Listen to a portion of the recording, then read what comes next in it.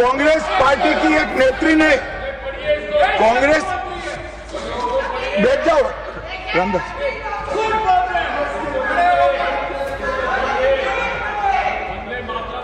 अरे दिग्विजय जी अब नौकरी पक्की है इस आयु में क्या कर रहे हो भैया अब नहीं जाएगी नौकरी। मान्यवर मैं जो कह रहा हूं वो रिकॉर्ड का हिस्सा है दूसरे सदन का। मान्यवर दूसरे सदन की चर्चा में कांग्रेस पार्टी की एक प्रमुख नेत्री ने कहा है कि वंदे मातरम की आज चर्चा की कोई जरूरत नहीं। मुझे मालूम नहीं पड़ता कि वंदे मातरम से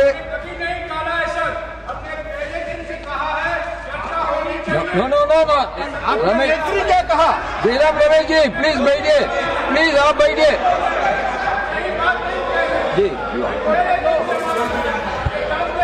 साहब माननीय सदस्य जयराम जी का प्रॉब्लम है कि वो सिर्फ विपक्ष की ही बात सुनते हैं, अपने नेताओं की बात को सुनते नहीं। मैंने ऐसा नहीं कहा, आपने कहा है।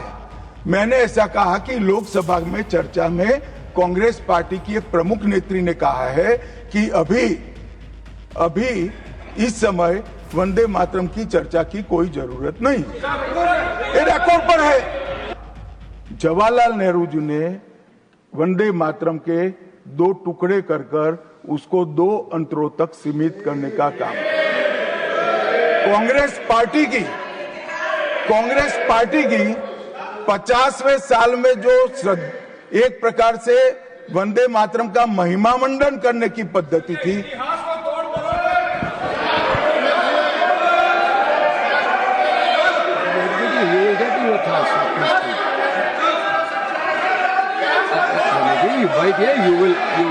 you will get your chance to speak now. Unless he yields, unless he yields, how I can? Unless he yields, how I can? मान्यवर 1 मिनट में उनको बहुत समय दिया गया, अपने समय पर बोले ना, मुझे कोई आपत्ति नहीं। आपका समय खड़गे साहब आपका समय आएगा। गार्गे जी, सभापति महोदय, going to get your time. Please wait. गार्गे ji, you are going to get your time. Please wait. Let him speak.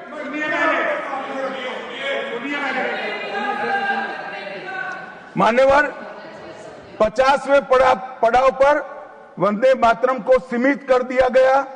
वहीं से तुष्टीकरण की शुरुआत हुई और वो तुष्टीकरण जाकर देश के विभाजन में मान्यवर मेरे जैसे कई लोगों का मानना है कांग्रेस पार्टी को पसंद आए ना आए, अगर वंदे मातरम के तुष्टीकरण की नीति के तहत 2 टुकड़े न करते तो देश का बंटवारा नहीं होता और देश पूरा होता। मान्यवर 50 साल के बाद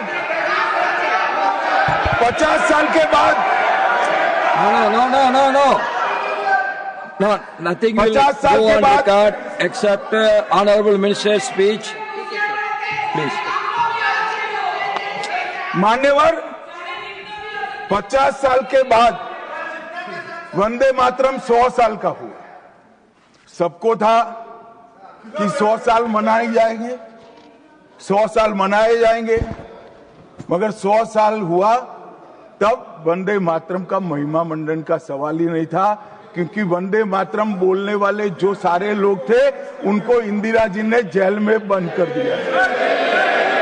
इस देश में आपातकाल लगाया गया। विपक्ष के लाखों लोगों को, लाखों समाज सेवियों को, स्वयंसेवी संगठन के लोगों को जेल में भर दिया गया। कोई कारण के बगैर अखबारों पर ताले लगा दिए गए। यहां तक कि आकाशवाणी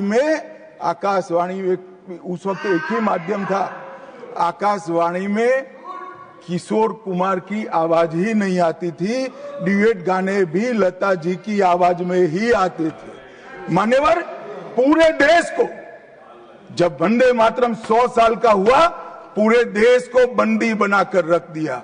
और कल 150वां साल है। 150वें साल में लोकसभा में चर्चा हुई। साहब ये कांग्रेस पार्टी की स्थिति देखिए, जिस कांग्रेस पार्टी के अधिवेशनों की शुरुआत गुरुवर टैगोर जैसे लोग वंदे मातरम गा कर कराते थे, वंदे मातरम कांग्रेस पार्टी के आजादी के आंदोलन का एक मंत्र बना था। वो वंदे मातरम के महिमा मंडन करने के लिए जब लोकसभा में चर्चा हुई, गांधी परिवार के दोनों सदस्य नदारद थे, दो में से एक भी। वंदे मातरम का विरोध आज भी जवाहरलाल नेहरू से लेकर आज के कांग्रेस के नेतृत्व तक कांग्रेस के खून के अंदर बसा। मान्यवर,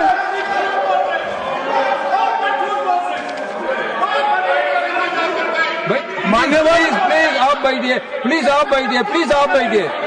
मान्यवर, मैं तथ्यों के आधार पर कहता हूं, कांग्रेस पार्टी की एक नेत्री ने कांग्रेस बैठ जाओ रामदास,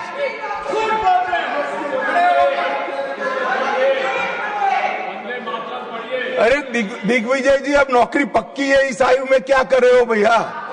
अब नहीं जाएगी नौकरी। मान्यवर, मैं जो कह रहा हूं वो रिकॉर्ड का हिस्सा है दूसरे सदन का।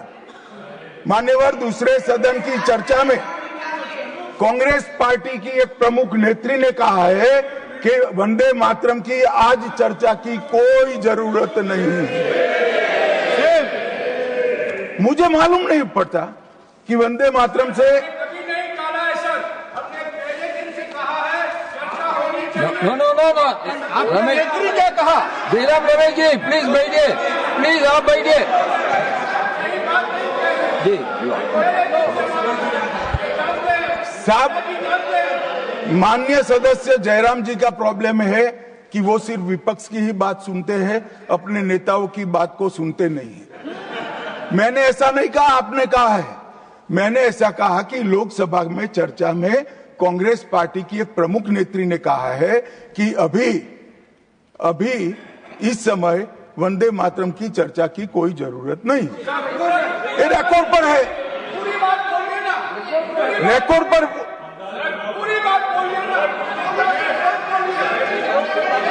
मान्यवर, आप बैठिए। मान्यवर,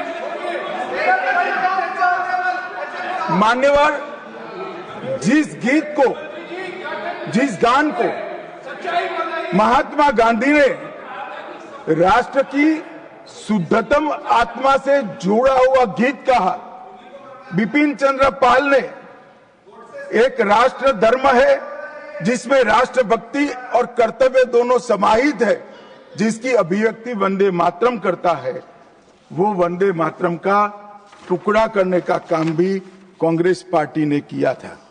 मान्यवर, अंतर्राष्ट्रीय स्तर पर भी वंदे मातरम ने हमारे आजादी के आंदोलन को गति देने का काम किया। श्यामजी कृष्ण वर्मा, मैडम भिखाजी कामा और वीर सावरकर ने जो भारत का त्रिवर्ण ध्वज निर्मित किया था, उस पर स्वर्णिम अक्षर में एक ही नाम था, वंदे मातरम। मान्यवर, बर्लिन के ओलंपिक्स में भी 1936 में गुलामी के कालखंड में भी जब हमारे हॉकी की हमारी टीम को उत्साह की जरूरत थी, प्रेरणा की जरूरत थी, कोच ने लाइन में खड़े कर भावपूर्ण तरीके से वंदे मातरम का गान किया और हम गोल्ड मेडल जीत कर आ गए। मान्यवर, भारतीय जनता पार्टी की रचना हुई तब से हमारी तो पार्टी की रचना ही सांस्कृतिक राष्ट्रवाद और ये देश अपने मूल संस्कृति के आधार पर, मूल विचारों के आधार पर चलना चाहिए, पाश्चात्य संस्कृति के आधार पर नहीं चलना चाहिए। इसीलिए हमारी पार्टी की स्थापना थी। मान्यवर, इस संसद में वंदे मातरम के गान को बंद करा दिया है।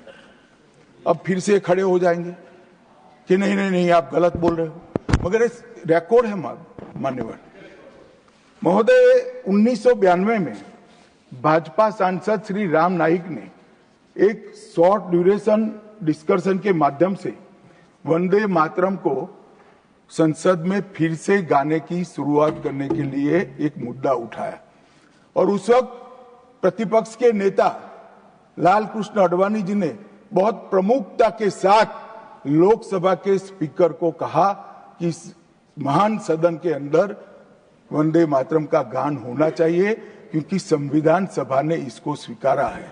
और फिर लोकसभा ने सर्वानुमत से 1992 में वंदे मातरम के गान की शुरुआत की। मान्यवर, हम जब वंदे मातरम की गान की शुरुआत कर रहे थे, उस वक्त भी मैं नाम देना नहीं चाहता, वरना औचित्य के सवाल उठाएंगे, कुछ टेक्निकल मुद्दे उठाएंगे, मगर इंडी अलायंस के ढेर सारे लोगों ने, मेरे पास नाम की सूची है, इनको आपत्ति नहीं हो तो मैं पढ़ सकता हूं, ढेर सारे लोगों ने कहा था कि हम वंदे मातरम नहीं गाएंगे, ना बोल दिया। और मैंने मेरी आंख से देखा है, कई सारे सदस्य वंदे मातरम होता है तो वंदे मातरम के गान के पहले संसद में बैठे होते हैं तो भी खड़े होकर बाहर चले जाते हैं। मैं आपको विश्वास से कह सकता हूं मान्यवर, ये कह रहे हैं कि कांग्रेस पार्टी पर झूठे आरोप लगाए।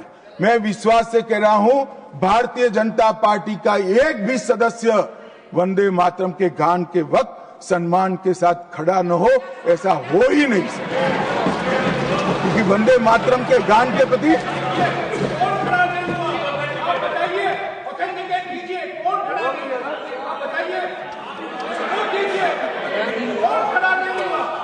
आप बैठिए, आप बोथ बैठिए प्लीज, आप बोथ बैठिए प्लीज, बैठिए please. You will get your chance to speak. You can say your opinion when the turn comes to you.